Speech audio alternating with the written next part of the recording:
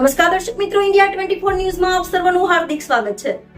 આપ જોઈ રહ્યા છો ગુજરાતના અને દેશભરના સમાચાર. થોડા સમય અગાઉ કાર સર્વિસની ના પાડતા કાર રાખી કાર માલિક સહિત અન્ય 5 વ્યક્તિ દ્વારા કારખાનેદાર ઉપર હુમલો કરવામાં આવ્યો હતો. ધોકા પાઇપ વડે જીવલેણ હુમલો કરવાની હુમલાની સમગ્ર ઘટના થઈ સીસીટીવી કેમેરામાં કેદ. રિપોર્ટર ભરત ભરવા સાથે રોહિત પોજાણી, ઇન્ડિયા 24 ન્યૂઝ, રાજકોટ.